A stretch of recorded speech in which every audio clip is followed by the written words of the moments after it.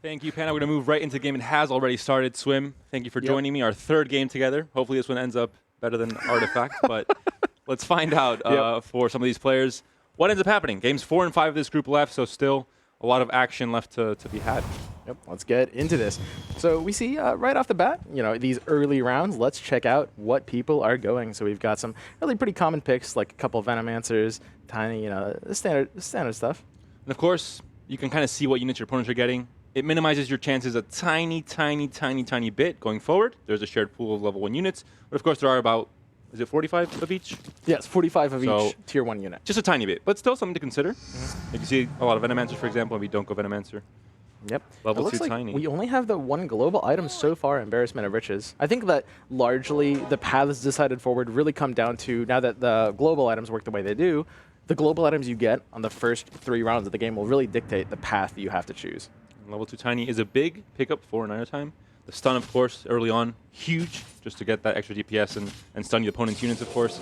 Nothing too exciting here, just killing some creeps as usual. A lot of chainmails have been found. Other less important items like the Claymore, for example, you're not too happy with that. And Bloodbound, well, not that either. Yep, and we can see TrueMad, our resident underdog, has completed a 2-star already in the form of Warlock. Not typically one of the strongest early game heroes, but Warlock being probably the most powerful alliance to dip into right now is always valuable to see. And early on it has some value. Later on it really is, well, not what you want to see on your board, but early on, especially level 2, it does, do enough damage or enough healing to really, impact the board. Okay, so we start seeing some global items here that are going to lead into builds. We got Chow Knives picking up the 2-star Tooth and Claw. Pretty much everybody at the top agrees, like, Tooth and Claw, one of the powerful, one of the most strong ones right now, and it's 2 stars, so he doesn't have Savage units right now, but he will dip hard into them, as we can see he's benching already. We see Venomancer all over the place on the bench, on the board as well for many players. Venomancer level 2, a very, very strong pickup for the early game if you can find it. Blink Dagger also found for YCA, a great item to pick up, I think. Especially with a great late game impact as well, not so much early game. Yep. And we see 2 stars in the form of Axe on Schmel, Tusk on Snowf, and Nairo Time with Tiny. These are also going to kind of like lean people more into like builds. You kind of want to build around the 2 stars you happen to find early. And we see the double check the bodies, 1 star on Schmel, and we know he likes scrappies. But no units yet, so he has to find them, try and build around. He has Venomancer, he has pretty much the opposite, which you mentioned it before. You might have to force some comps. If you find certain globals, 2 Strange Bedfellows, 2 of the scrappy globals, you want to try and force it because the upside is worth it. Even if you don't find the greatest amount of RNG, the greatest luck, and you find all the units level 2 early on, you can still force it, and with that huge effect from the global alliances, you can really just do a lot of damage. Yep, we see the Fall from Grace picked up by both Wrist and Max. Fall from Grace is a great lean into for Knights, just because Knights have the humans, and they also do very well with the minus armor. Round 4 finally starting. Snowf, of course, one of the most consistent players in the tournament until now. A lot of level 2 placements. Doesn't surprise me. A player that, performed very well on the ladder as well, heading to Lord first. We'll see if we can do it again. I mean, 5 second places will be, I think, almost a guarantee to get you to a really high spot. And if he continues it tomorrow, he can get to the top 8 easily. Yeah, he's probably my favorite to choose right now out of the European bracket. He's got a very, very high rank as well for the ladder rating here. We can see the rest of these globals. We see players kind of like starting the opener of their build. We see the Elusive Target's 2-star picked up by TrueMad. He could try to like fit in Elusives into a frontline for the 6-mage build he'll inevitably go. And Snowf does get the win there. Of course, Warriors are more considered a frontline alliance, so they're very slow, grueling battles where you just punch each other for a very long time. And eventually, something like a 2-star Tiny, for example, will seal the deal with a stun, of course. Yeah, picking up this early Gloves of Haste and putting it on a 2-star unit is going to do a lot for your lineup in the early game, especially just like completing this alliance. It's looking like a really strong early build for Snowf. Talk about items being very important. Something you learn as you play. You learn what units benefit the most from certain items, kind of how to min-max that as well. Looking at the damage, the base damage each unit has. If they have a slow attack speed, you want to get more attack speed on them, and vice versa for Claymore, for example, even though it's not as impactful. So we see Schmel struggling. He hasn't found a single scrap yet. It's a little harder these days now that they're relegated to the 3-cost slot. But as soon as he gets them, he will be pretty happy. I think he's got great turnaround potential despite having a weak opener. And of course, positioning really does matter. We saw the Chainmail on Axe. He already is a unit that tanks a lot. Putting Chainmail on him makes him it just amplifies it even more. He puts him in the front, so all the opponent's units kind of focus him at the beginning with his ability as well. And his DPS units can get, in the back, like Tusk, look at this axe. Venomancer. This positioning is actually really impactful. I mean, it definitely decided this fight, this axe being like 2-star, having the chainmail and tanking for these squishy heroes in back. People consider the late game positioning, but even early game, it really dictates where there isn't that much difference in power level. Most boards are going to be fairly similar, unless you have a few 2-stars early on, and the positioning really can dictate a lot of the battles early on. We can check out Wrist, who in pretty much every game so far has had a rough start. Looking a little bit up this time, he's got 2 2-stars and some pretty sweet global items. Fulcrum Grace and completing the cycle 2-star. That's a great start. Well, Ogre Magi 2-star doesn't get me too excited. I get pretty excited about Ogre. That's I'm not going to comment on that one. Okay, so completing the cycle is a very, very powerful item right now. Druids, as you just saw from my little video, are one of the stronger things to be going right now. And if he can complete this Enchantress into a 2-star, he's going to be very, very happy about this find. This heal, 2-cell radius is nuts. I think the most important part of this is going to be around round 10 to 15, where players really start to kind of decide what their comp is going to be, their final comp, or at least their transition comp into the final comp. And you can try and really start seeing the direction each player is going to go for, especially looking at their bench as well. Yep. And we'll see if TrueMat, for example, keeps going mages. Players like Chow Knives and I believe it's YCA, they go Knights a lot in the qualifiers. Go Knights a lot. Might try and go for that again as well. Yep. And like I said, it so far has been the more flexible players that have been kind of coming out ahead so far, but I'm really interested to see if that will take a turn for the worst. And the win streaks here really, starting to shape up. Narrow Time has actually forced Hunters a lot. I think all 3 games have been Hunters, which is not something people are going for very often. And it hasn't been going all that well for him. He's not really up there on the leaderboard, so might be time to also reconsider and try and go for something else. But for now, he's going Hunters again. Well, he has a Wind Ranger at least and a Sniper, so he really likes his Hunters. In the qualifiers, not really too much Hunters from him, so I think it might have been a change in his gameplay and his game style the past few days, but he's really liking his Hunters right now. Yep, absolutely. We see Chow Knives here with a rocky start. He got the really early Tooth and Claw 2-star, which is like everyone agrees is like just super, super good to see early. Like Tooth and Claw 1-star is already like the best, but Tooth and Claw 2-star even better. But he hasn't found any early beast to pair with it except for just this Enchantress level 2. Typically you want Venomancers here. And he's missing the Druid. I mean, if he finds a Druid, it's already an immediate level 2 because the Enchantress is already level 2, so you kind of feel bad when you have a level 2 Druid by itself. It's like, I'm wasting out on so much potential here. At the same time, you're picking up some Illusory Gold, and you've got powerful, outs in terms of like this alliance is going to do a lot for you. As soon as you find the Venomancer, as soon as you find the Druid, your board will flip in a major way. And there's Enchantress doing Enchantress things, surviving for a very long time in the early game with her heal. And winning the round eventually, finally. Yep, and even this bench Shadow Fiend, it's a 1-star, but Shadow Fiend is probably the single strongest unit in the game right now. Fits into almost every single build. It'll play really nicely with a Venomancer once he picks it up. So I think Chow will be swinging this back around. Let's look at Max, though. He's doing it fairly poorly right here, health-wise. The biggest thing with Shadow Fiend, I think, is the fact that early game, many of your units and alliances are going to be frontline alliances that don't have that much DPS. We talked about Warriors being, very slow, grueling battles early on without much DPS. Before, it used to be kind of Hunters, where that DPS you put in the mid game, it made a lot of sense. But now Shadow Fiend by himself can be that DPS you can just put in, especially if you get him to level 2. He does great against Assassins, for example. If he does use his ult ability, for example, he can kill off a lot of Assassins that are in that back line. And overall, just a very versatile unit. Yep. He's pretty insane. I mean, I think Warlocks are probably the strongest alliance. It depends kind of how you measure strongest. You don't really want to go like 6. You don't always want to go 4, but you pretty much always want 2 at least, and 4 is very powerful. And the fact that Enigma got taken off of that alliance also means that Shadow Fiend finds a spot in the late game where before you kind of sometimes used to take him out for Enigma, so it makes even more sense now as well. Yep.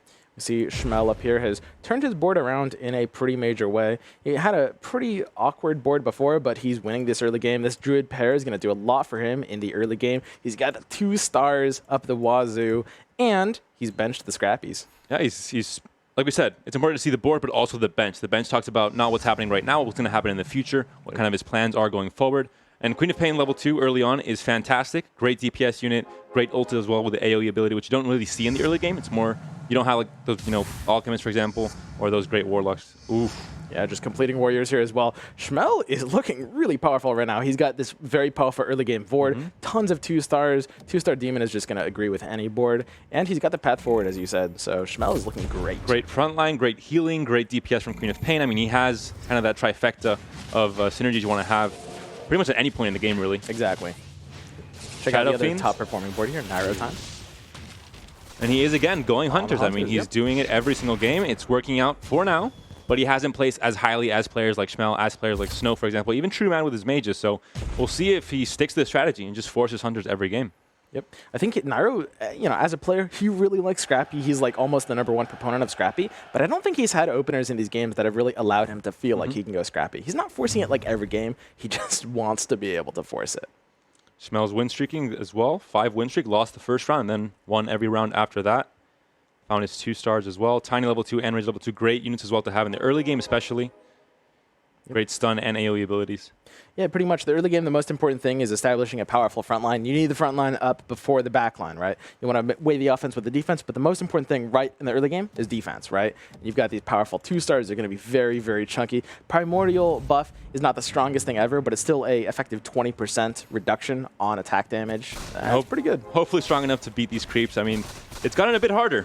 With a patch, we've seen a lot of players that look like they have very strong boards, especially in round 25, round 30, losing out to creeps. In this case, I think players shouldn't be losing. If you do lose here, it's a very bad sign. You should immediately start thinking about upgrading your board a tiny bit. But in this case, most players should be winning here. Let's see if Max is good. Max is good, and he's probably got the weakest board to start. Now, we do see him and Wrist on the Fall from Grace. It's kind of weak to start, but when you curve it into Knights, it does really well. It's one of the most powerful items to come online in the mid-game, and there it is, the 4 Knights and the 2 Heartless. Max might be right about to swing it back around. And TrueMat has not found any mages yet, so does not look like this game. He might not go mages. We'll see in the mid-game to late game what ends up happening. But right now, again, just a mixed match. Kind of what's been happening to Wrist maybe the past few games where he has... The only synergy is 2 Warlock, that's it. Everything else is just a little bit all over the place. And I think this man's going to find a way to go mages. I mean, if someone can do it, it's going to be Blink Dagger, Coddle, TrueMat. Okay. So we see again Schmel's board, not really improved too much. It's just like he's on the Scrappy chain. He's got unstable reactor too. This is a man who can channel the power of this Scrappy Inventor build. We talked about globals forcing you into a certain comp. This is the perfect example of that. You have the 3 globals for a certain comp. You're going to try, anything possible to go for that comp. Yep.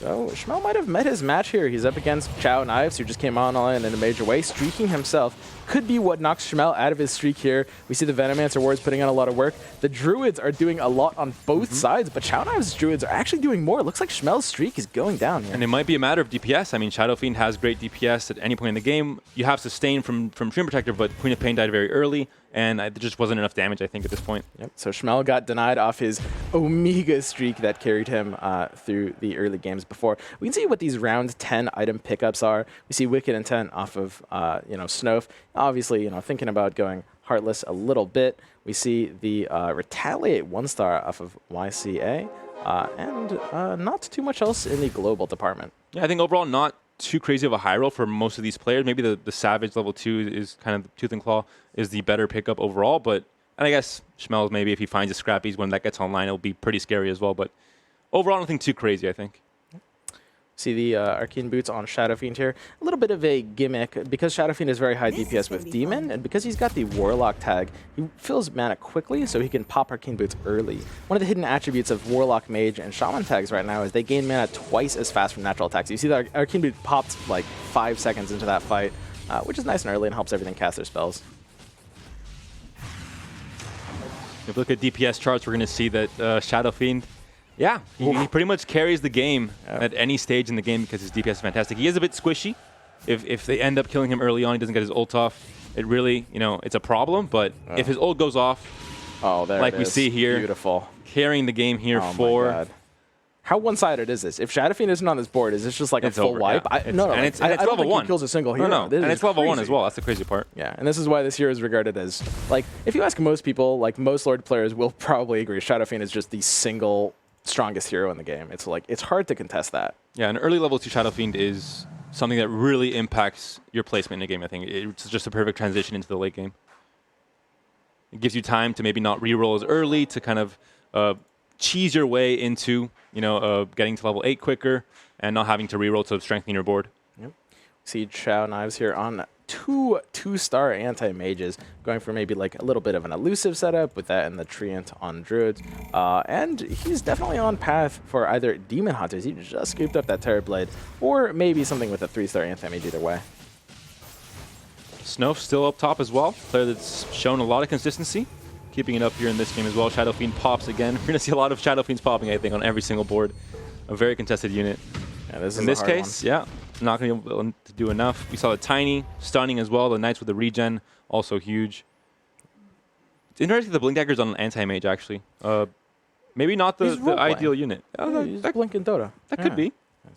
So Blink and Anti-Mage is something that's a little bit interesting. You see some players that are very good do this on occasion, not super commonly, but sometimes depending on, if you're scouting all the boards, as all these players are doing, they're all like frantically looking at all the boards, being like, okay, being aware of what the backline is, and if you think the backline needs to be drained on mana, you can put Blink Dagger on an Anti-Mage and just like scoop up their mana. It can be very neat.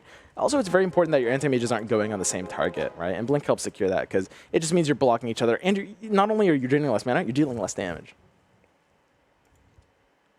So we see here, Chow Knives has a bit of an awkward setup. I pointed out really early on, he got the super powerful Tooth and Claw, didn't find the Beast for it, or sorry, the Savage units for it until now. Picks up, the Venomancer pairing the Warlocks, and he's got the Enchantress. Not a ton for this. Typically, you'd like to be on like 4 Savages around this point in the game. But his units that he's getting aren't really pointing him too much in that direction. He's thinking like Demon Hunters at this point, maybe, doing more into Warlocks. Even without Bedfellows, but I mean, it feels bad to have 2 level 2 anti-mages and then not go Demon Hunters, for example. Exactly. I think that might be kind of subconsciously making him, or maybe very consciously. I mean, these are very good players. They know what they're doing at all times. Could be the decision for trying to divert from Savages and not tunneling into that one strategy because of the global. And instead, you find anti-mages, you don't have Bedfellows, but you go that way anyway. You adapt to that scenario. Cleans up. YCA is boarded very well. We can see some of these players are starting to get a little below. YCA and Max. Whoa, Max drops to 32. And he's at 50 gold. We can see these players are coasting a little bit, but this is around the part where these 3 players at the bottom are probably going to have to start thinking about spending their gold in the next few rounds. And Max is really hoping for his 6th Knight, missing only the Dragon Knight there for the 6th Knight bonus, which did get a bit nerfed with the the recent patches. It went to 25%, I think, in regen from 30. But yeah, if he finds a Dragon Knight, I think he might get a bit of a power spike there, and it might allow him to survive just a tiny bit longer. He's got the 2-star Witch Doctor as well. Dragon Knight also represents the 3rd Heartless. Getting a Necrophos in there would be a 4th one, pairing the Warlock. So there's a lot you can do coming from this build. He's very low on health, but I think he's got a good stabilization strategy in the mid game. I thought pivoting as well in the round 15, the round 15 pivot, round 15 to 20 is where you kind of say, I had something like a tiny early game. Great with stuns, great frontline, great at tanking damage. He's not going to be my final comp. I'm running Knights.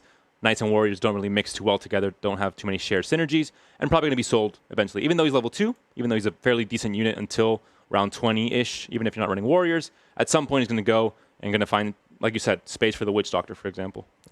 Pretty soon, I should expect. Let's go ahead and see what items are being scooped up. We get the Smuggler coming in from Chow Knives, a very, very powerful item. A little bit worse right now than it has been in the past, but it's still something you beeline for. And Wrist picks up Age of Chivalry too. Which isn't a very common pickup. Overall, I think the Night Global isn't as strong as others. Final Flash. Fanta, what did I tell you? True Mad going for it. The hard curve. 0 majors on board. Final Flash. He's in it, boys. He's a committed player. Okay. Anything else here that's going to be really major? Max finds Strange Bedfellows. That's actually pretty interesting. He could be going for the 6th Knight, like Demon Hunter Splash. He does find the Dragon Knight. That's massive. Yeah, it's really, really huge. You could tell when he's benching a level 2 unit like Witch Doctor, which has synergies with Bat Rider, for example. He benches it and puts in that 6th Knight bonus instead. No Dragon yet to evolve the Dragon Knight there, but he's still a fairly good tank, even at level 1. Absolutely. A high cost for 4 gold unit. And just completing this additional synergy is very powerful. Just getting the full 50% damage reduction across the board for all types of damage except pure on your entire team. And there we see it. All 6 units survive. Very tanky units now with a 6 Knight bonus, and slowly going to, I think, crawl back into this game. Yep. So what Max is really looking for, and I think this Strange Bedfellows probably just represents he couldn't really find anything better. It probably was a pretty dead item shop. But I think at this point, the dream is finding a Necrophos. He'll pair Warlocks with Witch Doctor and give him the 4th Heartless, which is just going to give his DPS a bit more of a swing. And talk about the bench, you could see already the trajectory. He has the Viper, it's not going to be put in right now, but he knows that his next level up might be, like you said, either Necrophos for the Heartless bonus or the Viper for the evolution on Dragon Knight. Yep. The second Dragon is typically like the 9th unit in a sort of like Knight build. It's more important getting like the 2 Warlock online, or maybe something like 4 Knight, 4 Warlock, depending on what you go. And the Dragon fits really nicely into that like 9th unit slot, but that's often not until like round 25 at the earliest. See if this board is good enough to sustain Max as he's clinging onto life at 32. He has burned through a bit of his interest, which I think is like the correct thing to do here, absolutely. And he has found the Necrophos, as we were just talking about. So Max, I think, has amazing swing potential. Yeah. I mean, just as soon as he hits level 8 on round 21, probably going to be the standard play here. Almost always what you do, 8 on 21, even in this meta. Necrophos is going to slam in. And that's just going to complete this build so much. I think Knights are some of the probably one of the best alliances to stabilize in the mid game, where you find you have a huge power spike with 6 Knights or 4 Knights, even with Trolls, or well, maybe Trolls not so much now, but I think it's just a comp that when you find kind of fulfill the full comp, or kind of almost the full comp, missing Viper, for example, you really get a great chance to stabilize from the mid game to the late game. Maybe not get first place, but you almost always end up, second or third. Yep. Let's go ahead and check out YCA. Now that Max has stabilized, YCA is kind of the danger here. He's still loose streaking, and he's got the lowest health outside of Max, who has a very powerful board. Still on these Hunters. Yeah, I mean, Hunters are, I think, not as contested nowadays, so you could maybe, like we said with the Mages, try and force it in more games because you know you're going to get more of the pieces, but overall, I think they're not what they used to be. Yeah, I think so as well. A lot of people have been kind of forcing them. I do think Lycan being a Hunter is a boost, and he's getting hit here again. Yep, loses a lot of life here. Yep. 41 gold still in the pocket. It's going to have to maybe think about spending it quite soon. You're getting, especially with the patch after where you take a lot more damage, it gets very risky. Once you get to level 20, the damage increases even more, so that's where you have to say, I have to try and stabilize, I have to get a better, stronger board. If I get unlucky and face maybe the first place player, I might be out of it in 8th place, which is not fantastic at all. Yep, we see Trumad struggling here a little bit as well. As we said, kind of a dedicated mage player. He hasn't really found the path forward for it here. He wants to be able to curve, like do a late game curve into like a mage build to pick up the final flash and make that make sense. But it looks like he hasn't really found enough stabilizers here. He could actually be the first one to drop if he can't turn this around. But again, Scrappy Mages is a very, synergistic combo, I think, overall. It can work out. He has the Scrappy part down. Now he just needs the Mages, which could start coming in now. Yep. There's a bit of an argument among top players what the best way of playing Scrappy is. Some people really like 4 Scrappy, 3 Mages. Some people like 4 Scrappy, no Mages, just Crystal Maiden, just to get that buff online. And it's a little bit undecided whether Mages is like the best way to play it, but we know Trumad's doing it. And Smell still with a odd comp as well. Nothing too definitive, but still very good. Just power spikes overall with the Enchantress level 3 with a healing from Treant as well. Queen of Pain still doing her thing in the back. Let's see if it is enough here. I think just a sustain from the Druids might just be enough to slowly... Level 3 Enchantress is just such a chonker at this point of the game. It's so hard to bring her down with that heal. Basically, the thing about Underlords is that like early game fights are very slow, so her heal is extremely slow but extremely powerful.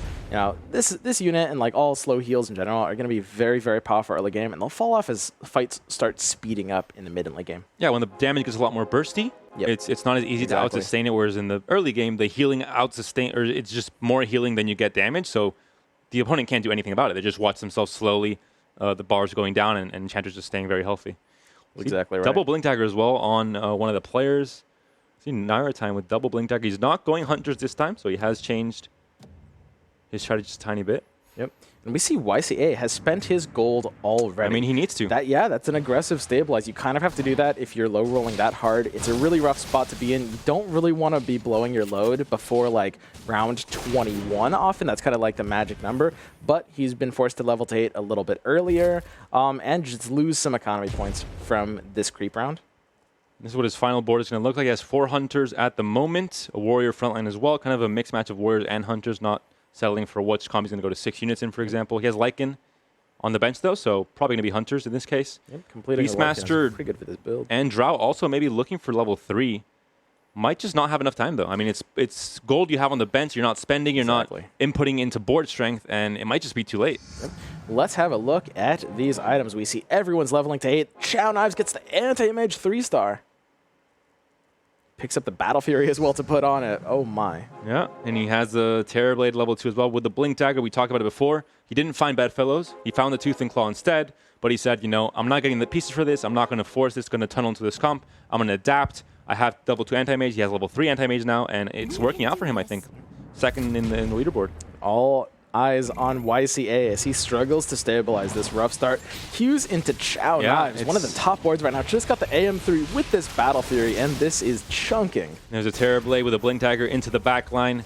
All these very weak Hunters. Well, it might be enough, though. Oh, very, very close. Not going to take much damage here at the very least. Yeah, that's all you want. If you're going to lose, at least lose with dignity and take only 3-5 damage and you still survive the game. Exactly. We see TrueMed here. He has picked up Vicious Intent. This is a pretty scary item. It's typically not regarded as super competitive, but it actually has the ability to knock out a couple of these players early, bring someone else down with him. And we see Schmel as well at the top of the leaderboard, starting to curve into these scrappy strategy that he's been planning for this entire game with these global items. Look at this. This is beautiful. But still, he's kind of all over the place still. Normally, players pivot from their early mid-game strategy around round 15, round 20, round 22, still hanging on to the same pieces he had in the early game. The Druids, the Warrior front line, the Queen of Pain is still there as well with the Brooch of the Aggressor.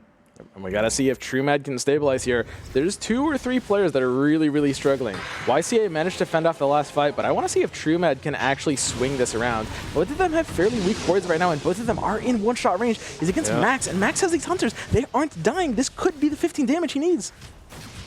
The Knights are doing a lot of damage. Too much regen for the DPS from Shadowflame by itself Necrophos is coming in. This is it. This is the 15.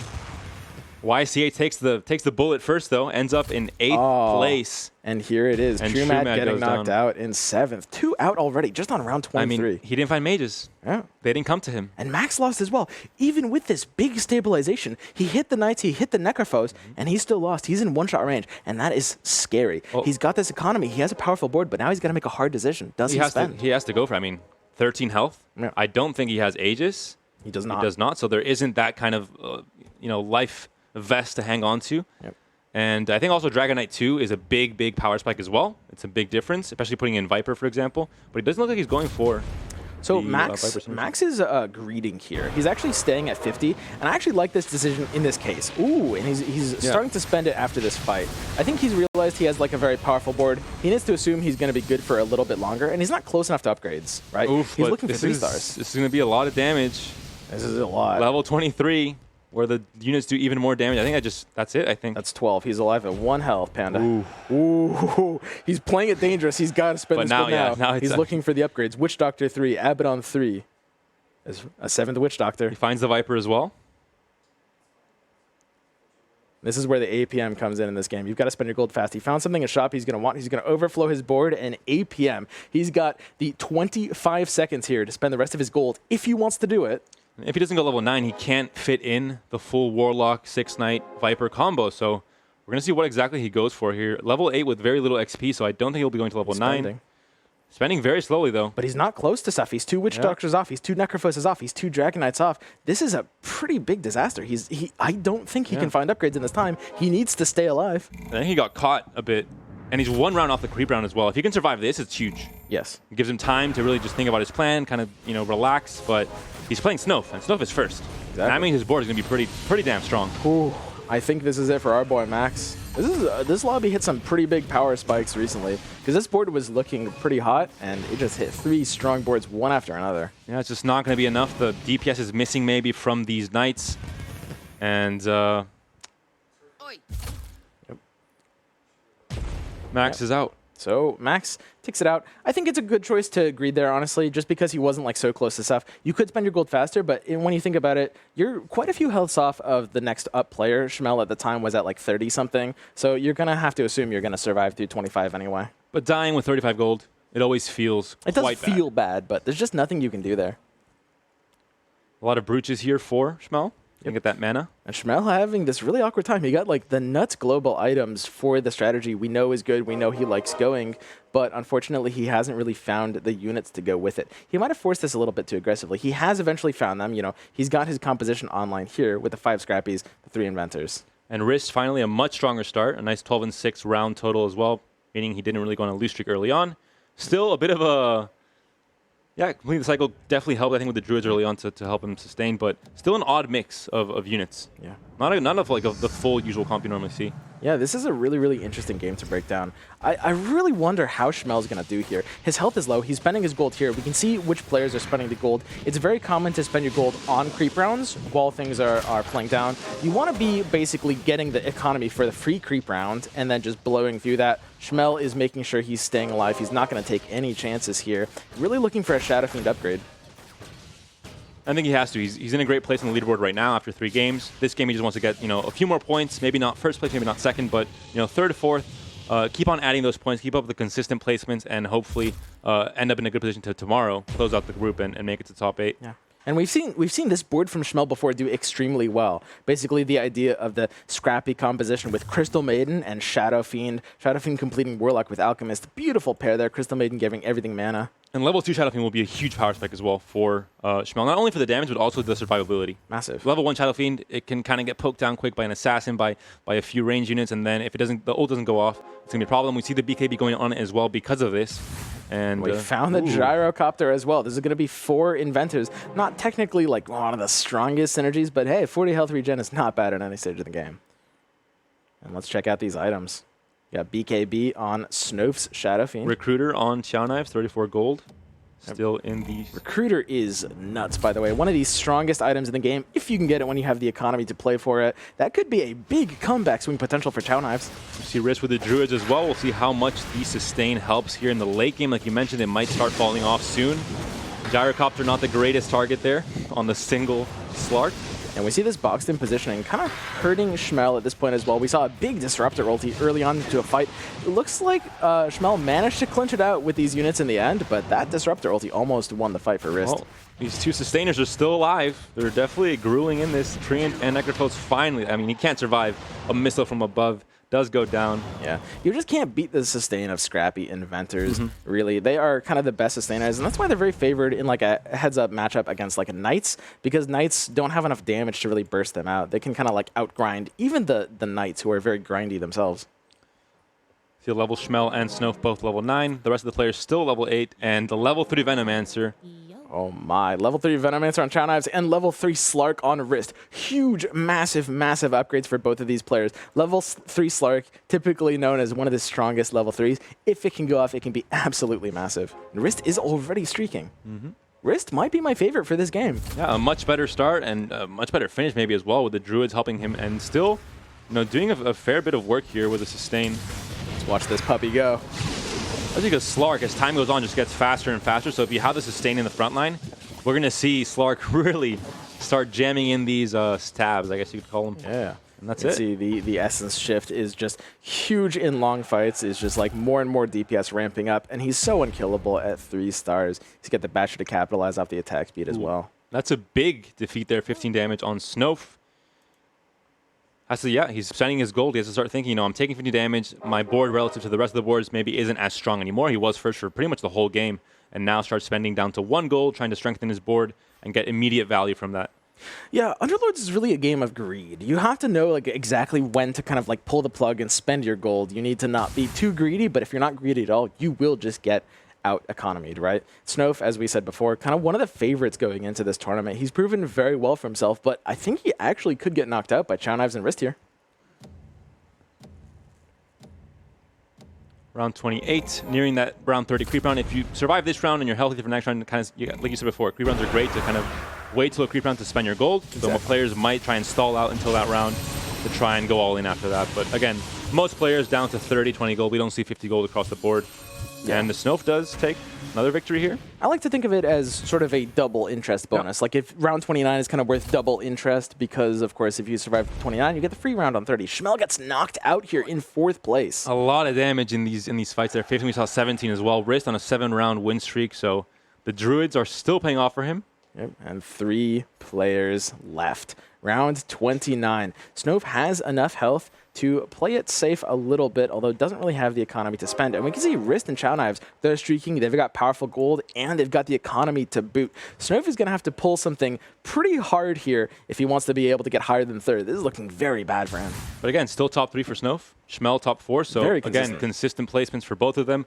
Wrist and Chow Knives, new players to this top of the leaderboard, haven't placed as highly in the past 3 games, but finally finding their groove for this game number 4. We saw Elusive there for Chow Knives. And look at these 3 stars, Panda. This is the meta we are in. 5 3-star units right now. Now, of course, 2 of those are Druids, but hey, that's but is it that's enough? A lot of 3 stars. It's not enough. We see Snow making it through this. Wow. I'm looking at the DPS, we're going to see, I think, Shadow Fiend on both sides of the board going to be dealing a lot of the damage. Dragon Knight as well. Shadow Fiend almost topping even the Dragon Knight here, even at just 2 stars. Again, only 7 damage, which at this point in the game isn't a lot. You're at round 29, round 30 now. But his streak was knocked down as well. And both players, like you said, Wrist is able to get to 49 gold, has a chance to not spend it this round, not go all in yet, even though he's 29 health, not the healthiest. Like you said, has double interest now. Hopes to win this creep round, or else you get set back in the tiers, so it's not great. Check out this board. So we've got the Wrist's board here. He's still kind of in his early game strategy. And as we talking about, like, both Wrist and Chow Knives are on some amount of Druids. Chow Knives is going down with Druids. Druids are starting to fall off, and this level 3 Slark was not enough to do too much against Snowf, but we'll have to see how it goes against Chow Knives' board. We see a Tidehunter level 1, not fantastic, but has that synergy with the Slark, so it is put in for the skilled bonus. And like you mentioned, I think at this point, Treant might go bye-bye after this round. Gotta. If you have the level 2 Shadow Fiend, level 2 Viper, you throw it in.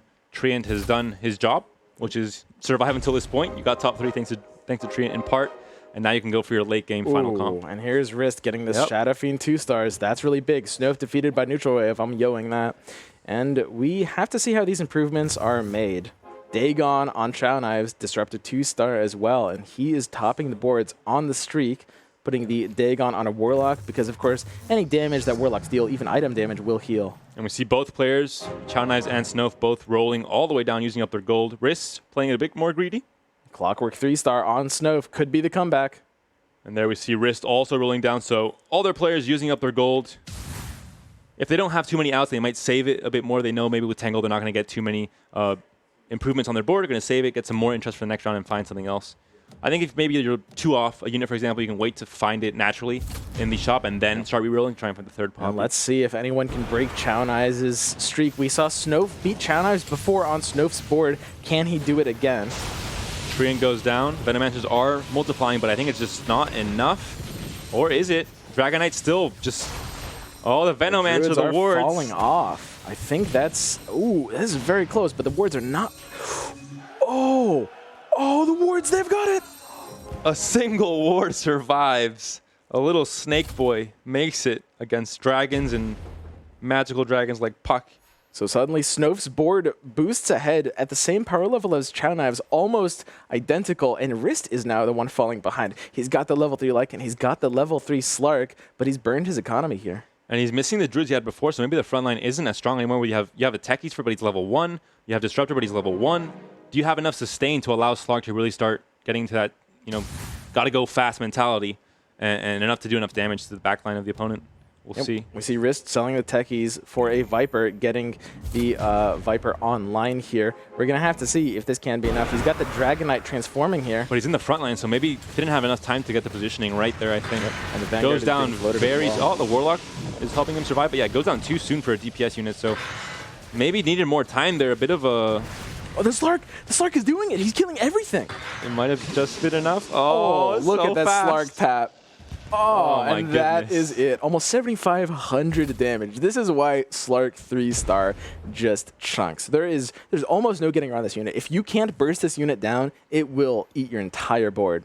And that's where things like CC matter so much. Crowd control units matter so much in the late game, because units like Slark are hard carries. Doesn't matter if you're not going assassins like it's the case here. You have the Viper, you have the Slark. But even then, he's just, at level 3, he's just such a powerhouse. And Wrist stays in it. We've got the Vanguard on the Lycan. This turns Lycan into one of the strongest tanks in the entire game. A Lycan 3-star has a absolutely ridiculous amount of health. I want to watch this. Shapeshift gives you percentage based on health. I've seen Lycan 3-stars before. They have over 5,000 health. With this Vanguard, it will be basically unkillable. If they go on this Slark will clean up. And the Druids here for Chow Knives. He has the Lone Druid and the Savage King as well. Sand King. Yeah, look at this, 6,000 health on Lycan with the Vanguard buff. This unit is just not dying. And Slark is still going at it. Yeah, that's going to be a lot of damage as well. And Risk stabilizes. His board was just against Snopes. His board just beat Snopes on his side. Snof getting knocked down to 12. It's between Rist and Snof to try to claw their way to second place. And Xiao is very good on his board after upgrading and changes to 3-star. Can Snof possibly get second again? 4 games in a row? I mean, that's starting to get every scary. Single game. I mean, that's consistency right there, baby. And I think he'll take it. Like we said before, I think the qualifiers, top 4 is the same as the first position in the group. Absolutely. There is no amount of seeding. It's just an 8-player group for the final 2 days. So at the end of the tournament, it matters because the prizing obviously will matter. But in this case, top 4 is the same as top 1. And getting second every game, you're going to take that. I'm going to watch Wrist again. We got to see this go off. Chow Knives, this time, Chow Knives has a very powerful setup. Not only does he have the best board right now, he's got a great economy, and he's got Recruiter. Lycan's getting bursted, but it's so tanky. This unit is not dying. All about Slark here. If Slark can survive, Slark is getting dangerously low, and Slark goes down, and that's going to be a huge hit. I think Wrist is out here. I mean, without DPS, this just will be over. That's I'm no mathematician, Panda, but this is a lot of damage. And Snof clinging on at 1 HP. And Snof does it again. Locks himself into second. Possibly the chance at first place here. He's going to have to pull something out pretty hard. And again, we get a stall round now at round 35. Chow Knives has been saving up. And he's got the Recruiter. He had the health to save up. 22 health still. If you have a very strong board, you know you might lose, but it might be by very little. So he decides to greed up, keep that gold, gets a stall round now. He can get even more gold for next round. Roll all the way down. I don't think he'll be on level 10. I think that's not going to be a possibility. Instead, going to go for maybe a Shadow Fiend 3, for example. He has a second one on the board on his bench already. So, yeah, the Shadow Fiend's going to be the better call. We can see here he's spreading his board, which is what you got to do against this big black dragon. Because it has this big splash AoE, you've got to spread out as much as you can to have a chance against it. We see him working on this Shadow Fiend 3.